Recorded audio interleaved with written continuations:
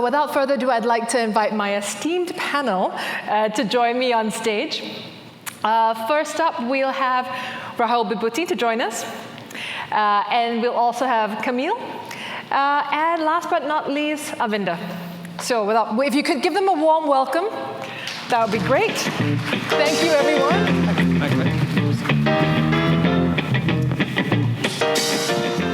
Excellent. So, we're just going to set the context a little bit. I'm clicking. There we go. We've got some quotes to set up the conversation. You know, one, do we as an industry have trust issues? This is Keith Weed, Chief Marketing and Comms Officer at Unilever, and he says, I think the biggest challenge we have in our industry right now is trust. Trust is eroding. Advertising without trust is just noise. Yay or nay? We'll come to that in a second. This is Sil Salah, Chief Marketing and Innovation Officer at Diageo, talking about how we can raise the game on inclusivity. What would make marketing better? Raising the game on inclusivity, diversity, inclusion, progressive gender portrayals. You know, how can this be a massive focus for our industry? I'm almost going to say that we probably missed a couple of slides, and I'm going to sneakily, quickly bring them back. No, maybe I didn't. Let me just check. Oh, we have them here. Nobody at the end of today will have any faith in my tech abilities. I assure you they are there. How can marketing make the most social impact? Yeah. You know, no other field has more capability than marketing within an organization to impact the brand, its reputation, and bring about social change. You know this familiar face. He was on stage earlier today. And as a final thought, can we be a force for good? And that's Mark Pritchard, Chief Brand Officer at P&G, who will be with us next year, actually, in our World Federation of Advertisers Conference in March. How can we be a force for good and a force for growth? And I know, Arvinder, you've got some really good thoughts on that. So I'm going to hand over. If we could just start, and let's talk about, you know, purpose. What does that mean? What does that mean to you? Oh.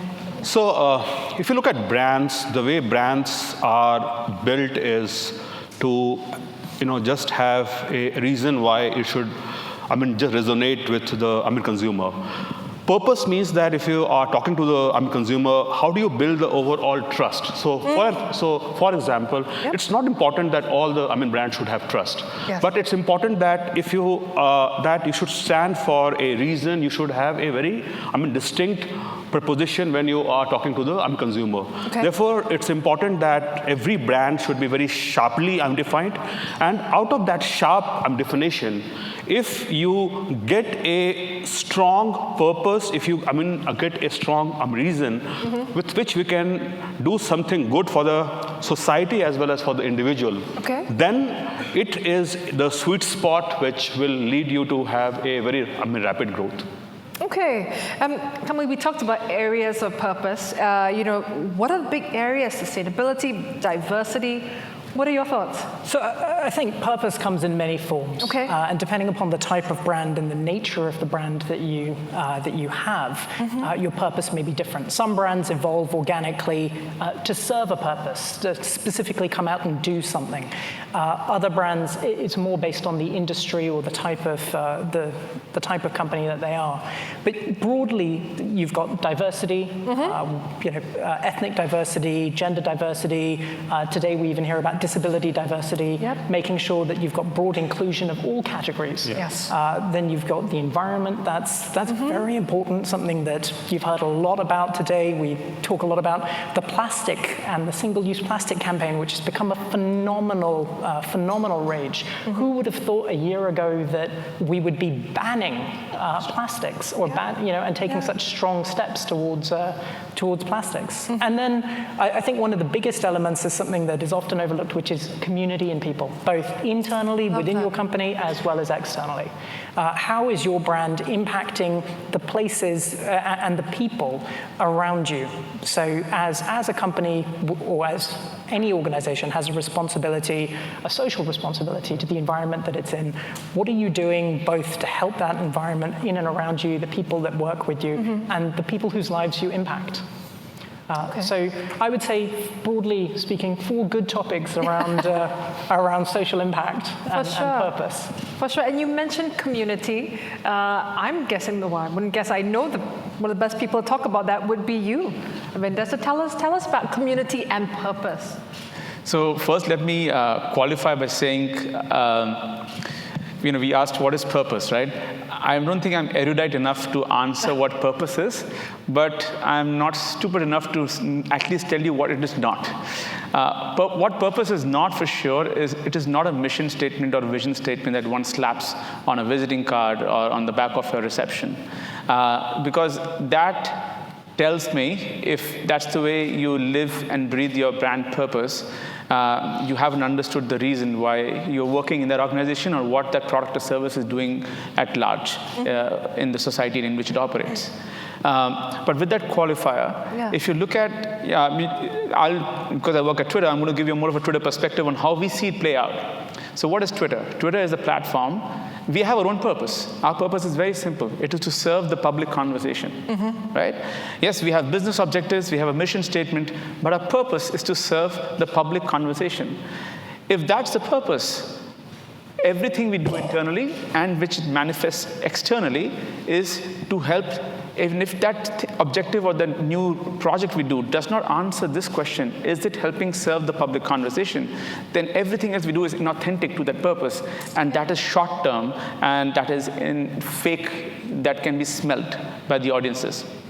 What we see on Twitter at large, I have the opportunity of working with a lot of brands, right? Unfortunately, I've seen it has become kind of a checklist for a lot of CMOs saying, I've done video, I've done innovation, now I need to do purpose, right? And there are a lot of brand CMOs who will come, I need a purpose campaign, give me a purpose campaign. I'm like, I don't know how to define or measure the success of a purpose campaign. And I think that, if you started that conversation, I think we are starting in the wrong manner. Absolutely. So I'll just add to what I'm saying is that every brand do not need to have a purpose. There is a stage of life where you need to have a purpose for your brand. It's not that you need to start and have a purpose. Once your brand is at a certain stage, then you can define what is your purpose. So, for example, and say I'm Lifebuoy in India. Yes. Lifebuoy stage for sanitation, because they thought that in India almost say 20% of people of kids die before the age of 5. There was a huge issue of infant mortality in India. Their overall brand promise is germs, because they are a strong germ kill brand. Now they married that whole proposition of germ kill because people die, or kids die because they are not washing their hands, and it's caused by germs. So what they did was they very beautifully married that whole germ thing, germ kill, with a larger brand purpose of working on the overall infant mortality.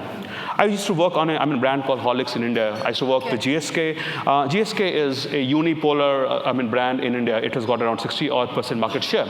Since it is the leader in that country, in India there was a huge issue of malnutrition.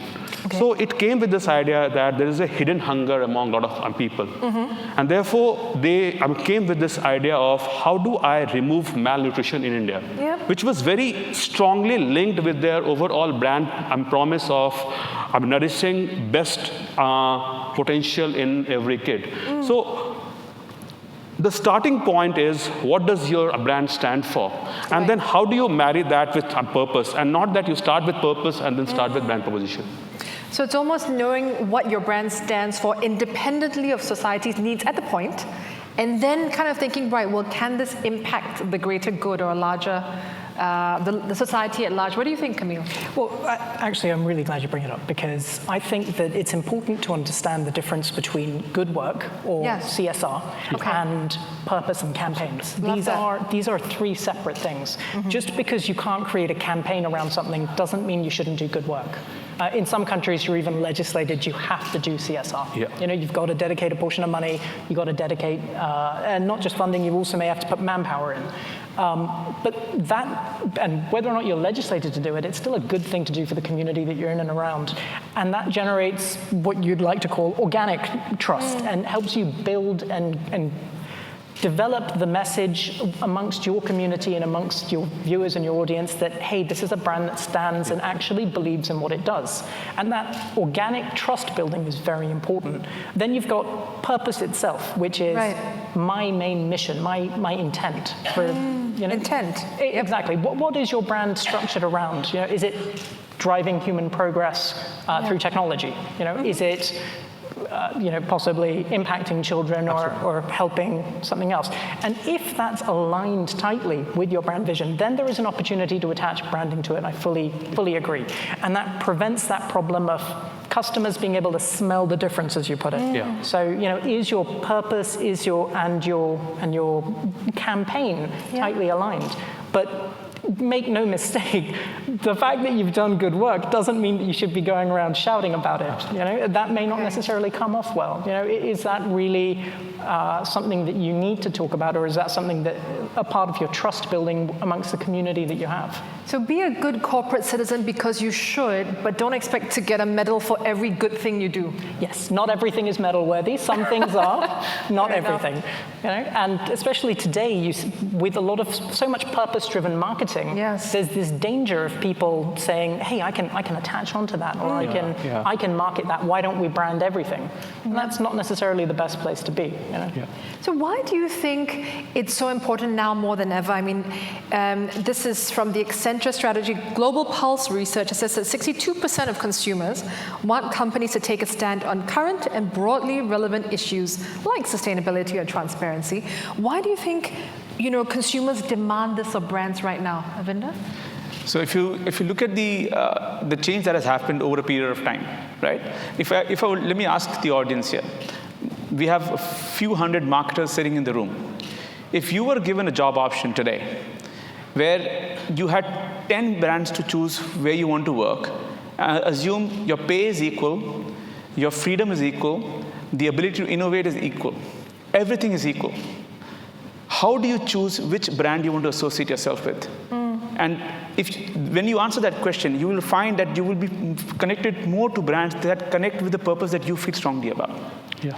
That blind test, if you hide every other aspect, tells you whether there's some authenticity of a purpose of a brand that appeals to you as a job seeker or as a consumer of that product or service, right? Now, you asked me about how do we see it manifest in society at large, right? And does it really translate? The one is about, we're all marketers. We all have KPIs to deliver, right? We are not running not-for-profit organizations at the same time. There are, as you said, right? If you have a purpose, it doesn't mean you shout about it. You may be a capitalist. It doesn't mean you go telling the whole world, I'm a capitalist all the time, right? There are certain truths that are inherent to you. But if it is not worthy of a statement, don't make it. But let me exemplify how brands on our platform. We've seen many examples actually, and I can refer to just one right now. Right? We've all grown up, and there are a bunch of men, even women in this room, seen Gillette advertising growing up. The best a man can get. Right? Now you think about what that statement means from a brand. That's not a brand purpose. That's a statement of an advertising campaign. That's a slogan. Right. They've been talking to the man all their life. Buy my freaking blades, because that's the best you deserve. Yep. And they switched it around to talking to boys, saying, best boys become best men. Invest in your boys now, bring them up the right way, so we don't see this Me Too movement and all these atrocities that we've now started uncovering. And I'm sure there's a lot more that's going to come out of the closet in that part. But now look at it from a brand perspective and a brand purpose. Is it Gillette's brand to make sure boys are raised in the right way? I don't think so. That happens in your families, in schools, and how we talk to our children at home. But for a brand to associate at a point of time where something is topical to an audience that is adjacent to their core audience of men, it is important for them to show a reason that they're there, for them to exist. Because you are, at the end of the day, a shaving kit brand. You are just selling blades, right? But to give yourself a meaning in this place, if you are a job seeker, you had a choice of, Apple, Gillette, Nike, yes. And if I remove all the cool factors associated with some of these brands and I just hide them, you will try and go and work for an organization that you feel proud to be connected to. And that connection is actually what's your purpose. So purpose, go for it. Sorry, I was going to say, and I love that. I think that's really important. In fact, there was this great piece of research that we did where we went out to a lot of Gen Zers, and I can't remember the exact number, but we did a big survey, and what came back overwhelmingly was that approximately 40% of Gen Z and college graduates are sitting there saying that our primary motivation for choosing a company is the purpose. Yep. It is, what does that company stand for? When you combine that with other data that talks about how important it is to have good or happy employees and how much improvement that can make to your overall productivity and your overall performance, as well as bottom line performance, there's a direct correlation between happy, motivated employees and corporate performance. For sure. So now all of a sudden, that singular piece of in terms of your vision, not only impacts what your customers believe, but it impacts internally how you're going to work. Are you going to get the right people? Are you going to be able to deliver? And in this day and age, if you say one thing and you don't back it up internally, heavens knows they might take to platforms like Twitter and call you out on it. Yeah. In fact, one of my famous belief has been that before you get on a purpose, you should be serious about it. Don't flirt with the purpose unless you are ready to just commit or marry a purpose. Don't get on the bandwagon, because it's That's a tweet right there. Yeah. Okay. Because people believe that it's quite fashionable to have a purpose. Every brand should have a purpose. Like, for example, what Gillette stood for. Yes, it's more of a campaign for me than a purpose, because if they had this whole purpose of raising men who are decently behaved, then they would have invested behind that purpose. Like, for example, I gave you this example of Lifebuoy or Horlicks, or for that matter, when I used to work on a brand called Sensodyne. Its purpose was that lots of people in the world have this problem called sensitivity. Our job was very simple. Sensodyne's purpose was to just create a world where every life is sensitivity-free. Very simple. The whole insight was that when you have sensitivity, you almost feel like an old person. You almost feel emotionally vulnerable, that something is impacting your everyday life. And that's where they just came with this simple purpose, that we just want to create a world where people can enjoy their food and drinks as they want. The way they brought this to life was by being authentic. And when I say authentic, they said, what's my job? If my job is to create a world where every life is sensitivity-free, then what they did was that the job of a brand is that to educate people about sensitivity. Right. And not to educate people about Sensodyne. It's a strong distinction that we have. And as a marketer, that was a very tough job, because you are not talking about a brand, but you are talking about a huge issue. That has to be then brought about in a very authentic way to the overall consumer. Now, how do you how do you educate people about sensitivity in the most authentic way? And what we did was that we thought, who is the best person to educate people about sensitivity? Right. And we said dentist. Okay. Now, every brand, every oral care brand, if you just look around, they have dentist in their TV commercial. Yep. Now, how do I differentiate myself versus a Colgate or versus brands which were there? What we did was that rather than having an actor or an actress who was there in the overall TV commercial, we got the real dentist in our advertisement. In order to build the overall authenticity, rather than giving script to the dentist, because we really wanted to be authentic, we really wanted to be a committed educator, because that was the overall purpose. We never gave the script to any dentist. Now, you guys all are here. Think about your first shoot. You are going in a shoot. You don't know what to speak in that shoot. You'll be asked some questions, and you have to just go and speak. Dentists themselves were extremely non-comfortable about this fact that they have to go on stage and speak. But that was what the authenticity that we work with. And we just lived this whole idea of being that committed educator. So we served the purpose of sensitivity rather than sensodyne. And believe you me, if you look at the way the brand has been doing, whether in India or in Philippines and wherever we worked, it's one of the fastest growing brand, growing at 4 times faster than the overall category. In a market which is growing at a low single digit, it's growing at a high double digit. So if you're really married to a purpose, if you really live your purpose every day, like the authenticity that I spoke about, it does give you strong results. So my mantra is, if you want purpose, define what is your purpose and be committed toward it. Don't just flirt campaign after campaign. No, and I love it because you're talking about sensitivity, and in today's age, when you're thinking about woke washing everything, it might have said, oh, Sensodyne could help you be a more sensitive person, and then it would have just been extreme, you know? Yeah. And you're talking about business results. Well, we've had this conversation as well. Sometimes the enemy of purpose is short-termism. You know, you think, I don't know if it's going to... How do you measure, can you measure, Arvinder, Kameel, can you measure purpose in metrics that mean something to corporates? So, it depends on what you mean by meaning. Okay. So, if you take Dell as an example, we have the legacy of good that was provided by Michael Dell, and every year it updates. And that is our vision in terms of what we want to achieve as far as the environment, as far as diversity, as far as many other community goals are concerned. And that has an enormous impact on our overall business in terms of what we're doing to achieve sustainability targets, what we're doing to achieve diversity targets, how we are building pipelines for women in technology. So there's a phenomenal impact from having the right vision from the top pushing down. Okay. So when it comes to saying what is my metric for purpose, how do I define that? If I define a metric for purpose as I am better environmentally, that's brilliant. Okay. But you could take that one step further.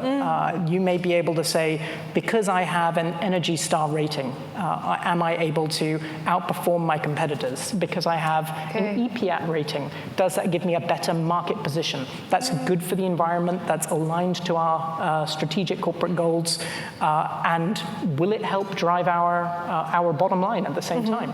I would like to think yes. Excellent. But there are goals that you can attribute to, or there are measures you can attribute to it. Not all purposes need to have a specific bottom line tied to them. Some of them have that, and if you can do that, I think that's a bonus. I don't think that should be part of your intent. I think when that's a part of your intent, meaning I want to profit from my purpose specifically, that may be causing the lack or a disintegration of trust.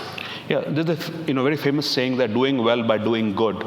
So if the reason why a person buys a brand or a commodity is because of trust, purpose really defines trust, or it really accentuates trust.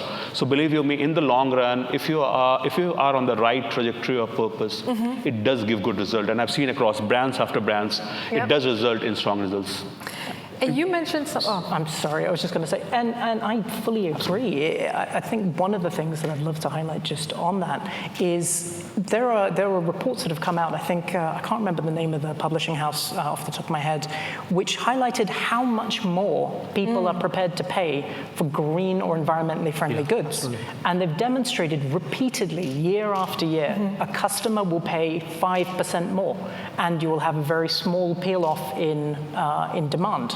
Yeah. Even so, you can do the right thing, you can generate trust, and you can not impact your bottom line. And that is exactly what doing good's about. Well, we've talked about what purpose is. We've talked about, kind of why. Let's talk about the how and the when, because you brought up a really good point when we were having chats around purpose needing permission, right? Yeah. So before I answer that, there's actually a very interesting thing that I have realized doing this conversation as well. One of the things we assume when you create the brand identity, what is a brand? A brand is a persona. So we give a living and breathing soul to a brand. It's an individual in our minds, right? That brand. Now it's important with the information age we live in, and given that there is less information disparity now, and that's the reason there is more wokeness, because information disparity is gone, right? There was an information arbitrage that I know more than you, and hence what I say is more right. But I think that power has gone from the company to the consumer. I think now the information parity is on the other side. They know more about you and your brand, and so now you have to really step up to be in front of them as authentic as you can. Yeah.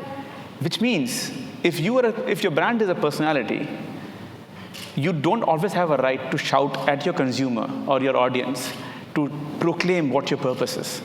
They know what your purpose by everything you do outside your marketing. Okay. It is very clear to them what you stand for. You can claim a special purpose that your brand stands for, but they are reading press reports about you doing completely antithetical to what you have just claimed.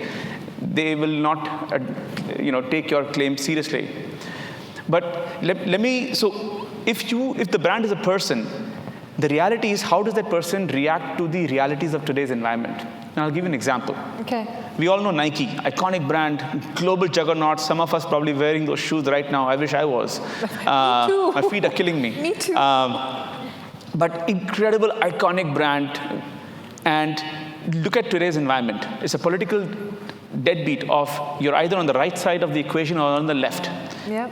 Let's put yourselves for a minute in the shoes of the CMO of Nike, right? I'm assuming some of you may know or not know. I'll explain. There's an NFL athlete called Colin Kaepernick. He protested against brutality by the police against the blacks, and he took a stance against that brutality.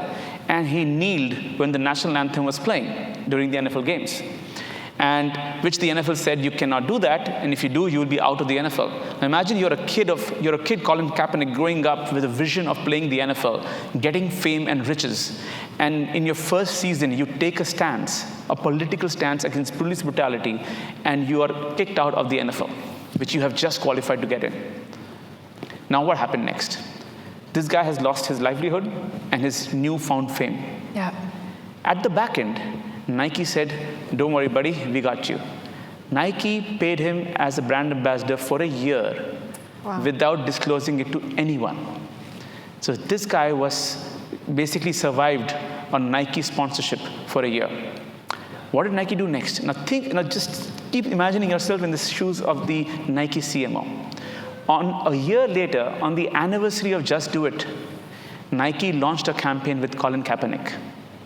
Don't think if your dreams are crazy enough, or something like that. And apparently you were telling me that campaign actually won an Emmy. Yes, 2 days ago, I think they just won an Emmy. For a marketing campaign on Twitter by Nike, they win an Emmy. This world is getting more bizarre by the minute. But regardless, now put yourself again back in the CMO. You have a divisive country, which is either right or left. You do a campaign of a brand which is as high as it can get. The only place Nike can go is mostly down. Very little headroom for growth for a brand of that value. And you take a stance, and the country is divided. When Nike launched this campaign on Twitter, they spent $5 million on Twitter on this campaign. They launched the campaign. In the first few hours, boycott Nike started trending. People started taking tweets with cutting their shoes and their socks and headband and all the Nike good and throwing it out or putting it on fire. It was trending in the US. As the day rolled past, and as we reached the 24-hour mark of the first day of the campaign, overwhelmingly positive tweets about Nike came, where people are showing receipts of their purchases, walking into the Nike store, buying online.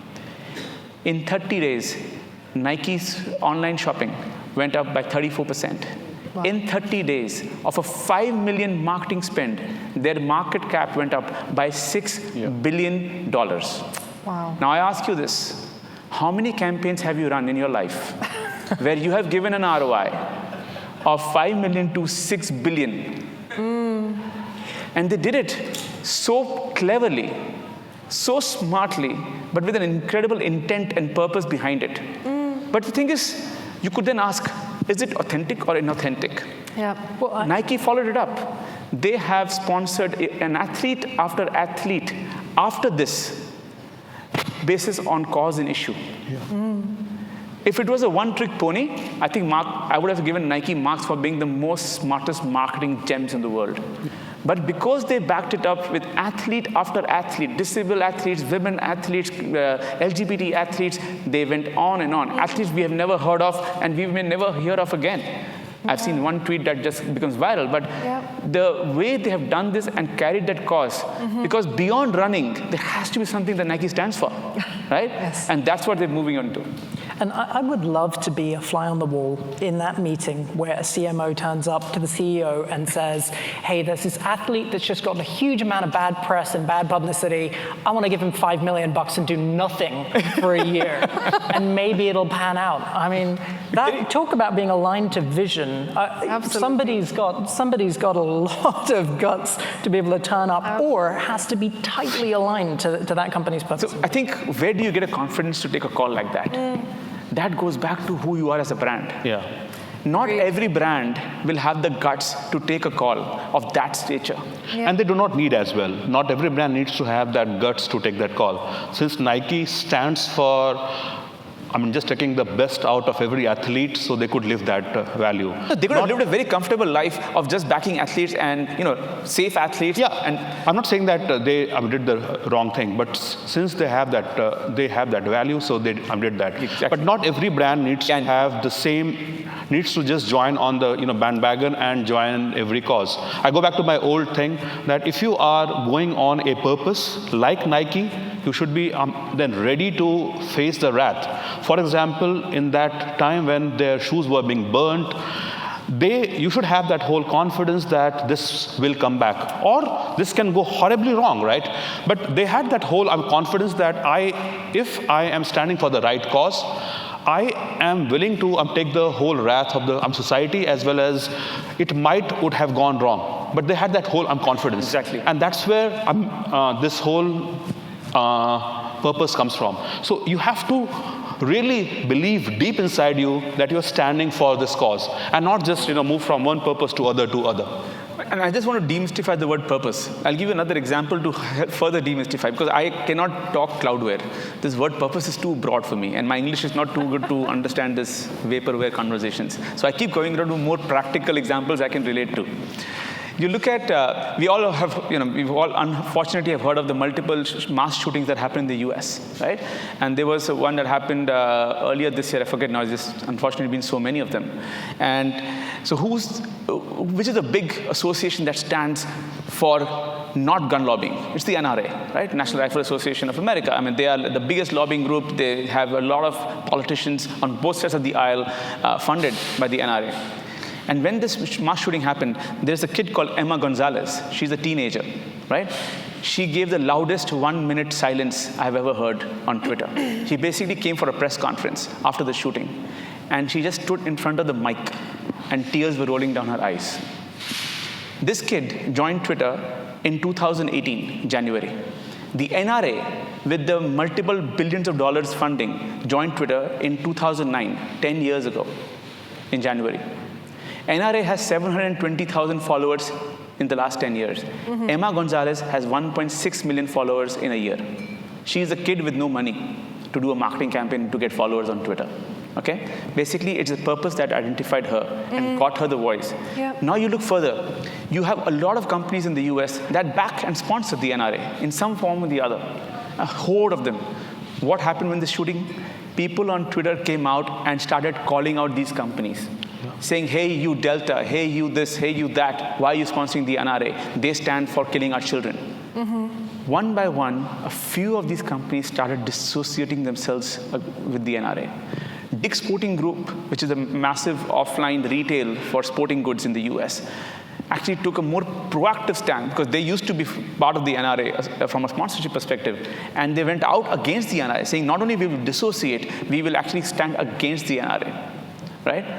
In same-day store sales on an annual basis, year on year, they had 25% jump in revenue. Because people identified that they had the guts to dissociate themselves from the NRA, and not just dissociate quietly by saying, hey, we're not going to fund them anymore, but take a proactive stance. So sometimes it is measurable, not every time. Yeah. And sometimes you may have a purpose that you believe in, but if the brand is an individual, you have to react to the society in which you operate. Yeah. If gun laws and lobbying is something that you as a brand are operating, you're operating in the environment, and you cannot not have an opinion. So purpose, and I love this, purpose can uplift. Your company's established as Nike, and it can still take you further in ways, conventional campaigns might not.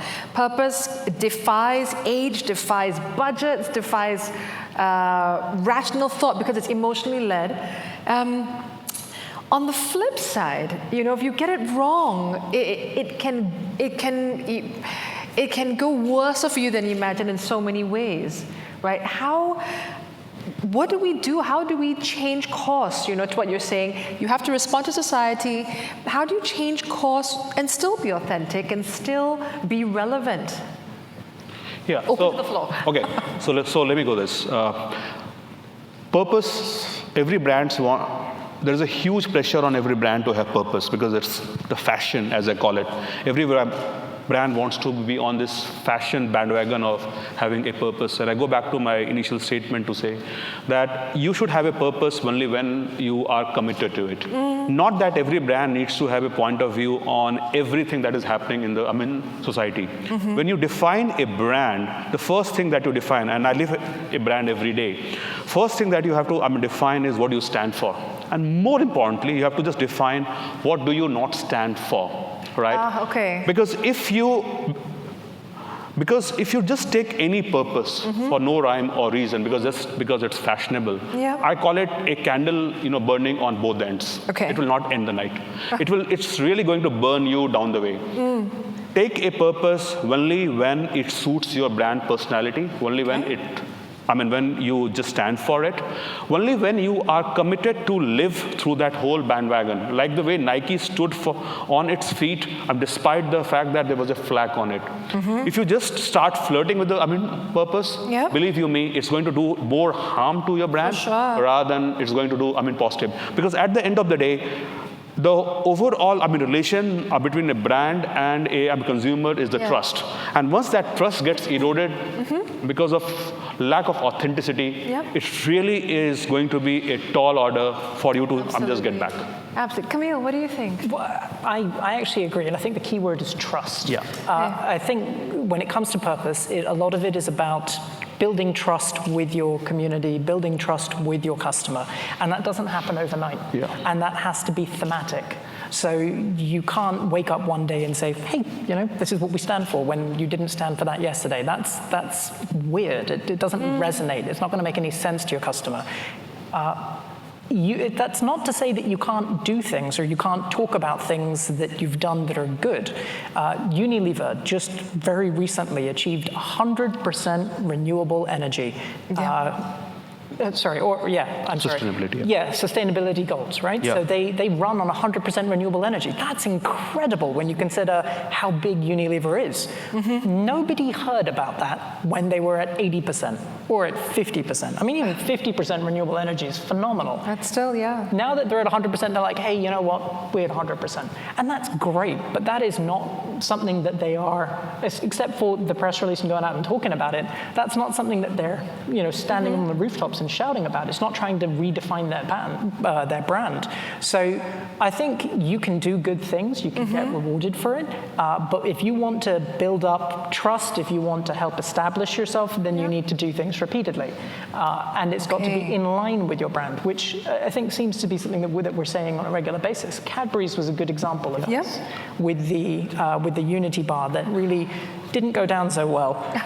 There was a lot of negative feedback on that. And when you have a look at how that translates to what the rest of they're doing, it doesn't seem to make any sense. It's something that's tacked on top. So the message I would give there, or the takeaway that I would put is, if it's a slap-on, if it's something that you're doing that doesn't relate to your brand, or that you have not worked on, or that you have not built trust with your community or built trust with your customers about, don't try to staple it on the top. It's not going to work. Okay. I'll just add one example. So, there's a huge haze that is happening in Singapore right now, right? We all are suffering this huge haze that is going all across. Now, it's been caused by the palm oil being burnt in Indonesia. So many brands are using palm oil in their as an ingredient. How many brands today have the guts to stand up and say, I'm not going to use palm oil because it is environmentally unsustainable. Now, a lot of brands are talking about environmental, this whole sustainability. Yep. But here is a case where we all are suffering every day here. There is a huge, palm oil burning going on in Indonesia.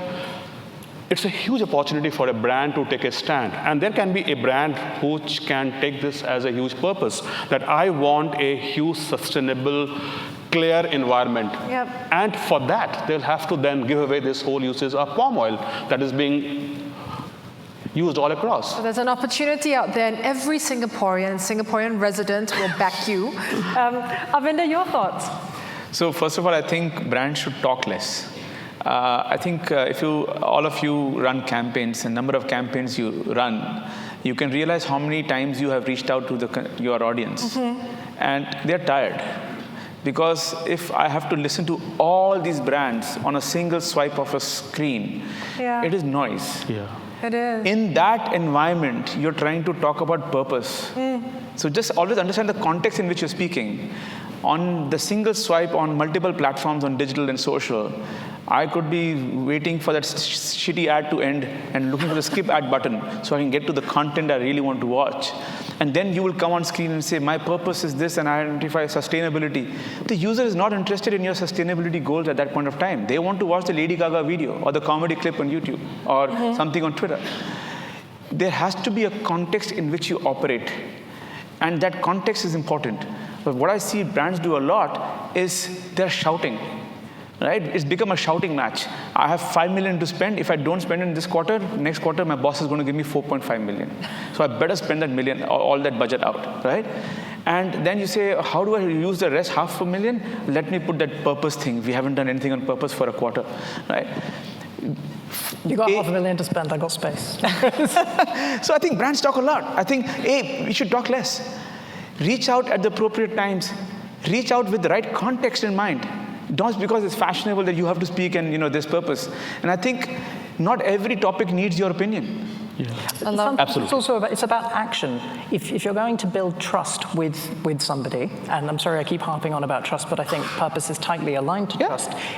Even if you want to build positive sentiment, you have to demonstrate action. It's more about doing. Let your consumers talk, let your customers talk about what it is you've done and why that's good. That is far better publicity than you can buy by going out. It's like you're in a party, and there are 5 of you, and one person starts talking about LGBT rights.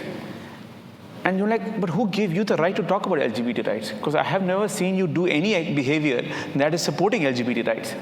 That's what comes across when brands thrust themselves to conversations about purpose and multiple kinds of purpose that you can associate with. Like, why are you stepping in? Right? You can easily tell Nike, okay, I'll play the bad cop here. That's great. You supported a cause.